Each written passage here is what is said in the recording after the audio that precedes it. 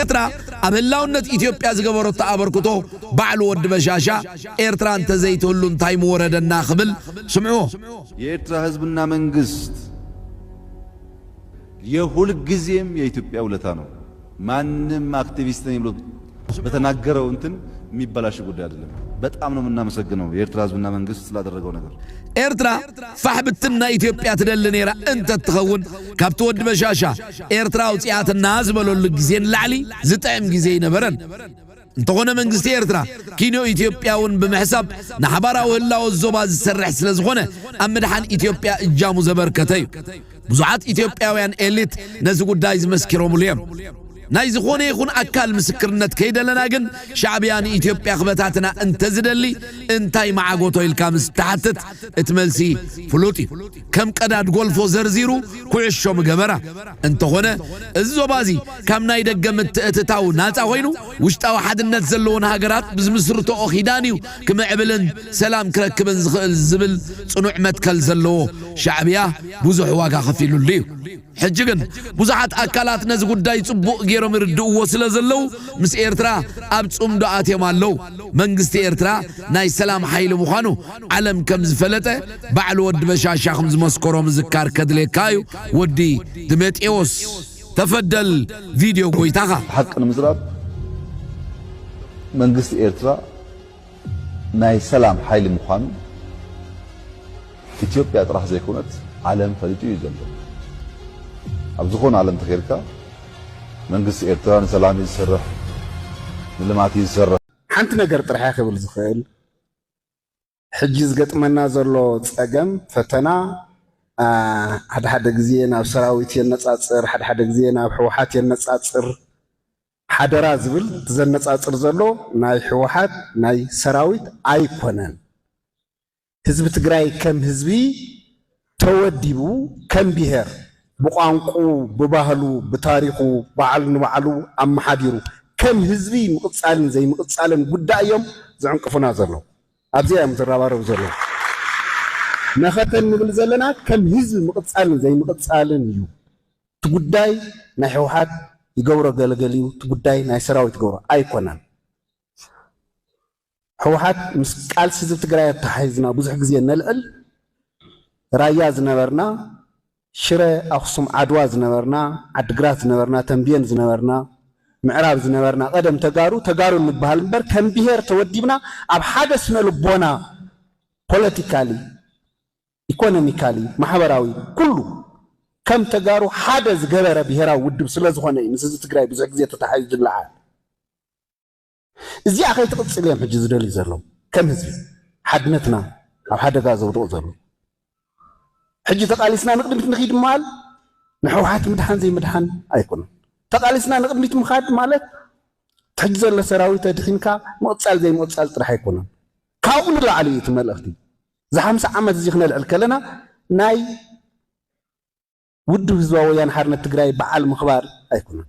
ناي ملا تجارو بهراوي هلونا مقصال زي مقصال وني كابزي أنصار زبعال زيو عبي خبر يهوانا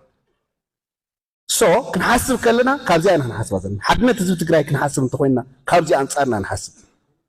بزربحن زي يربحن أجندة حزي أرز عدمي نازيو يحريت قوتنا بخلاو خفافلنا كابزي زخفاء نجار نتجاري لنا نزي تقبلنا دوك نقول ليش تقبلنا هنحدري ولا كنك على صار لنا حدنتنا حلينا نزي تقمنا بهرا ودابة أنا بهرا ودابة نحوحات رح يكونم كالقط أبنا هزب تقرأي تقومي دوزونو بهرا ودابتات هالي ممكن حلو إتو زلع على كبر زقبوه أما أي تشحت جانا تقال استأكلوا من هوته من زخفولو لخا خلين كواخب نزب تقرأي سلات أكمي كابزي أنصاري خرق زبلو ويلي أمن مزي التحيز خلال زدلي حادرة منأسي تقارو بذل تركم بقلتي أبزيز اللي يخون كابزي واتسا كساح الزخالنا يخل غيرنا لنا في بوليتيكا زلو بصوت ابطتا زلنا ابستفلا لي بوليتيكاون ايكونومياون محبراون زلو بصوت دغ يخون وسط زلو تغارو مهورات اتو ناشناليزم ناي تግራዋይ حليم مصمي نو زلو عبيت دبلوماسي نور بصوت قلم يرلهو حليم مصمي حجي بايولوجيكال ونين خدن كحجن دحاركو تدليناون ስለዚህ ብዝኾነ ይኹን መንገድ ክቕፅል ኣለዎ ዝወለድ ክርከብ ኣለዎ ብደንብ ገይሩ በተለይ አንቶ ፕሮፌሰር ኤልኒር ነቲ ሓድሽ ወለዶ ተረባሪብና ሓፃርያ ዘላትና ግዜ በዘጋጣሚ እዚ ዝበዓል እዚ ንዕኡ ክንሕልፎ ናብ ሓድሽ ወለዶ ክሓልፍ እና ነዚ ዝሓለፈ አንቶ ዝቀረበ ፓነል ባሉታትና ዝበሃሉ ክብርታትና ዝበሃሉ ናይ ተጋሩ ሕስኩም ክትቅፅሉ ሓደራብል መበልካ ለይቲ ከልዕላ ዝደሊ በተለይ ንመናእሰይ ተጋሩ ሓደራብል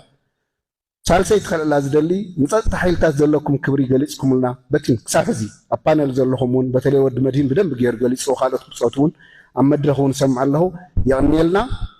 ኣብ ጎድኒ ህዝቢ ትግራይ ኣለና ብዝረብሕን ዘይረብሕን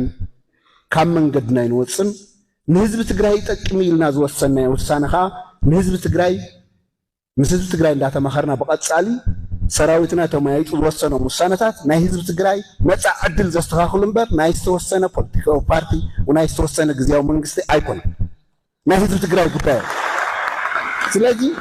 ምን ህዝቢ ትግራይ ኢልና ዝወሰናዮም ውሳነታት ኣብ ጎኒ ህዝቢ ትግራይ ኮይና ክንቅፅል ምዃንናን ኣብ ጎኒ ህዝቢ ትግራይ ከም ዘለና ደግመ ክገልፅ ደሊ ነዚ መድረኽ ዘለና ክብሪ እውን ገልፅ ይቐኒየለ ሕጂ ታእንኮ ፍታሕ ናይ ህዝቢ ትግራይ እንታይ እያ ኣብ ኤርትራ ናይ ስርዓት ለውጢ መፅዩ ኣብ ኣስመራ ናይ ትግርኛ መንግስቲ ተተኺሉ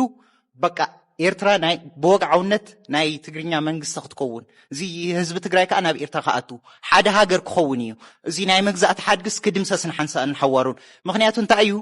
ካብ መጀመርታ ጀሚሩ እዚ ኤርትራውነት ጣልያን ምስ መፀ ክስዕረና ኣይከኣለን ተደጋጋሚ ኣሉላን ዮሃንስን ከእትዎ ይከኣሉን ስለዚ እንታይ እዩ ክስዕሮም ስለዘይክእል ነዞም ህዝቢ እዚኦም ኣብ ክልተ ክብትኖም ኣለኒ እዩ ኣብ ናይ ተኸስተ ነጋሽ መፅሓፍ ከይድኩም ክትሪእዎ ትኽእሉ ኢኹም ናይ ጣልያን ፖሊስ እንታይ ነይሮ ብኤርትራ ክልተ ፖሊስታት እየን ነይረንኡ ሓደ እዚ ህዝቢ ትግርኛ ሲ ካብ ዝሓው ኣብ ትግራይ ዘሎ መቃቂል ክትመቕሎ ኣለካ ሓደ ሃገር እንተኮይኑ ኣይትገዝኦን ኢኻ ኣብ ሓደ እንተኮይኑ ዲቫይድ ኤንድ ሩል ዝኾነ ገዛኢ ዝኾነ ከይዱ ዝገዝእ ዝፈልጦ ሓሳብ እዩ ዝፈልጦ ስትራቴጂ እዩ ተኣኸሊት ካንታይ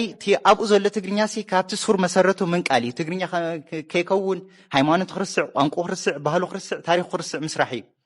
ሕጂ ከዓ አንተ ወይ ኦርጋኒክ ኢሊት ትብል ነርካ ንሳቶም ኦርጋኒክ ኢሊት ኣይኮኑን ኢልያን ወለድ ኢሊት እዮም ኦርጋኒክ ኢሊት ኢልያን ኣብ ናኹራ ዝበሃል ደሴት ወሲዱ ኣሲሩ ኣጥፊእዎም እዩ ገሊኦም ተሰዲዶም ገሊኦም ተቐቲሎም ገሊኦም ተኣሲሮም ብኡ መሽምሾም ጠፊኦም እዮም ንሳቶም ኦርጋኒክ ኢሊት ኣይኮኑን ኢልያን እንታይ ገይሩ ብድሕሪኡ በቃ ንኤርትራ ክገዝኣ እንተ ደኣ ኮይነ ሓዱሽ ናተይ ኢሊት ክምልምል ክኹስኩስ ኣለኒ ኢሉ ስለዚ ካብ ካቶሊክ ካብ ፔንሻ ካብ ብትግራይ ዝኸዱ ፍኸዳዓት ከዓ ነይሮም ተለኣኽቲ ካብ እስላም ሓደሽቲ ኢሊት እዩ መልሚሉ ቶም ናይ መጀመርታ ናይ ኤርትራ ኢሊት እንተሪኢኻዮ ዋላ ክስካብ ሕጂ ዋላ በዓል ኢሳያስ ዞም ሕጂ ብስልጣን ዘለዉ ኣብ ሓጎታቶም ናይ ጣልያን ተለኣኽቲ ዕሱባት ዝነበሩ ናይ ሃይለ ስላሴ ዕሱባት ዝነበሩ እዮም ሕጂ ዞም ኢሊ እዚኦም ከዓ ይጠፉ እዮም ዘለዉ ኤርትራውነት ሲ ናታቶም ናይ ምዝመዛ ናይ ባርነት መሳርሒ እዩ ነዚ ህዝቢ ኣብ ኤርትራ ዘሎ ህዝቢ ትግርኛን ኣብ ኢትዮጵያ ዘሎ ህዝቢ ትግርኛን ወይ ትግራይን መቃቂልካ ንምግዛእ ንምጥፋእ እዩ ኤርትራውነት ማለት ዋላ ሓንቲ ካሊእ ትርጉም የብሉን ስለዚ ነዚ ኤርትራውነት ዝበሃል ስነ ሓሳብ ዘቐፅሉ ኢሊት ከዓ ሕጂ ጠፊኦም እዮም መሽምሾም እዮም የለውን እቲ ትግርኛ ከዓ ቀደም ትምህርቲ ይነበሮን ዕድል ኣይነበሮን ሕጂ ተማሂሩሲ ውድብ መስሪቱ ህዝቢ ትግራይ ሓውና ኣሕዋትና ኢኹም ንዑና ብኤርትራ ይብለኩም ኣሎ ናይ ትግራይ መንነት ምስ ኤርትራ ተተሓዘ እንተ ብኤርትራ ዘይብኩም ምስ ዮሃንስ ዶ ምስ ካሌብ ዶ ምስ ተኽሱማው ዝበሃል ነገር ርክብ የብልኩም እዚ ናይ ኣኽሱማው ንግስነት ናይ ኣዱሊስ ስልጣነ ምስ ቀይሕ ባሕሪ ኢንተርናሽናል ትሬዲንግ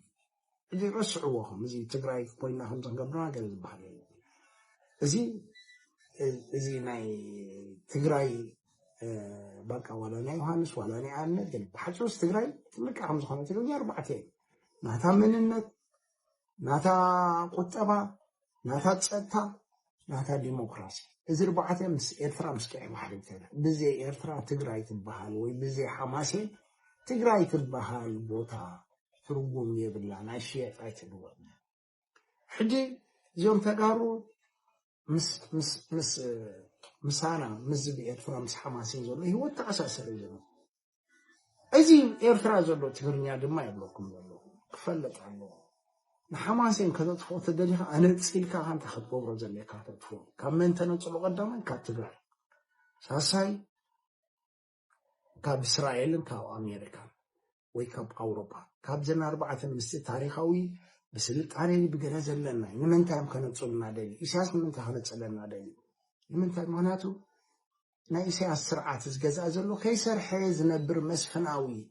ጊልያው ስርዓት በቃ ብናይ ካሎ ብናይ ህዝብ ረሃጽ አቡ ሓጎን ኢሳያስ ሰርሕ ይፈልጥኒ አቡ ሰርሕ ይፈልጥ ሓቡ ሰርሕ ይፈልጥ እሱ ሰርሕ ይፈልጥ ኢሳያስ ስው የብሉ ስንኩል የብሉ ዝኾነ ነገር ተዋጊ ይፈልጥ ዝኾነ ነገር የብሉ አፍስ ድሩድ ይገልመለ ግን ከይ ተዋጊ ጅግና ኮይኑሬ ከይ ሰርሕ ሰራሕተኛ ኮይኑሬ ገለገል ብናይ ካልኦት መስዋዕቲ ብናይ ካልኦት ረሃጽ ብናይ ካልኦት መስዋዕቲ ጅግና ኮን ብናይ ካልኦት ረሃጽ ካ እንታይ መስል ኣብ ኤርትራ ዘይተተንኮፉ ስድራ ቤት ኣብ ዝሓለፈ 100 ገለን ዓመት ኩና ዲገለ ናይ ኢሳያስ አፈወርቂ እዚ ማንኪ ሓጎስ ክሻ እዚኦም ኩሎም ገዛእቲና ካቶሊክ ኣብዝናሃና ታሪክ እንታይ ብሎም ዝናሃና ቃንዛ ኣብዝናሃና ውርደት ኣብዝናሃና ገለ የብሎም ንዓምሲ ዕድላት ህይወቶም እንታይ ብሎም ስለዚ እዚ መስፈናዊ ጊልያው ስርዓት ኣብ ኤርትራ ዘሎ ገዛ ደርቢ ክጸንሕ ተኮይኑ ትግርኛ ክትማዓቆሎ ኣለካ ኣብ ካልተ ቦታ ጌርካ ማዓልካ ንንሕድዱ እንዳታፈናንካ እናገለመለ ኣብ ቅርብላው ጥራይ ኣብ ጸልማ ጥራይ ነበር ሕጂ እዚ ጠለብ እዚ ትግርኛ ሓደ መሰረሰ ውሳኔ ሓደ ዕድል ይዘሎ ሓደ ሓሉፍ ኣሎ ሓደ ህልው ኣሎ ኣብ ኤርትራ ዲብ ትግራይ ነሳቅ ኣለና ትድኻ ኣብ ትግራይ ሓሊፉሉ ይፈለጥን ውሱና ሰባት ከም በዓል እዚ አማኑኤል መንየም ዝብሎ እዚ አማኑኤል መረሳ ዝብሎ ከም በዓል መንየም ዝብሎ እዚ ተክለ ብርሃን ወልደ አረጋይ በቃ ሰሪኦም ዲገለ ሃብቲሞም ገለ ተማሃሩ አሜሪካ ዝኹ በጀኮም ትድኻ ትግራይ ወይ ድኻ ይዘሉ ተቀየረሉ ነገር የለም ከም ቆዶም ይዘሉ እንሰይ ትግራይ ነቆይ ሕጂ ከምቲ ናይ ቀለምቲ ኢትዮጵያውነት ዝበሃል ካብ ልቡን ቀልቡን ወፂኡ ኣብ ትግራይ ከይድካ ሕጂ ተሓፋሽ ኢትዮጵያ ተልካ ስሕራንካ ጥራይ ኢትዮጵያውነት ዝበሃል ነገር ስንታ ኮይኑ ሞይቲ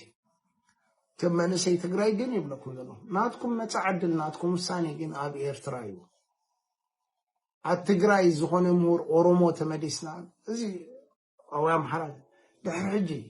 ዋላቶም ኤሊ ዝሓስቡ ዘለዉ ድሕሪ ሕጂ ንኦሮሞ ተመዲስና ክንገዝኦ ንኽእል ኢና ንኣምሓራ ተመዲስና ክንገዝኦ ንኽእል ኢና ከም ዝመለስ ዝገዝኦም ክትገዝኡ ግን ኣይትሕሰቡ ዝኸውን ነገር ኣይኮነ ኣደኖ ካልኣይ ግዜ ኮሎናይዜሽን ተመንሳ ሃገር ስጋብ ሎሚ ኣብ ዓለም ርአ ይፈለጥና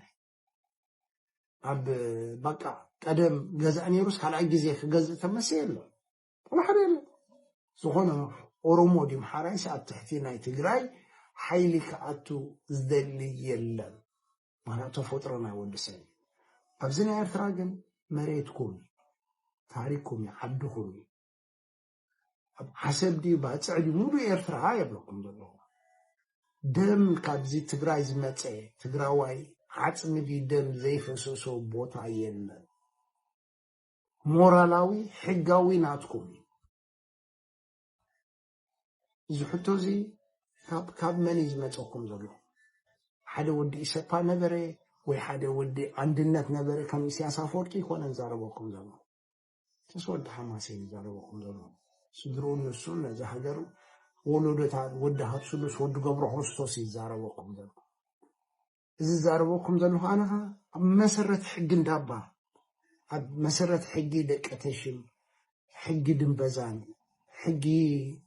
ሚና በዘራይ ሕጊ ሸውዓተ ዓንሰባ ሕጊ ካርነሽም ሕጊ ለገጭዋ ሕጊ ሰሓርቲ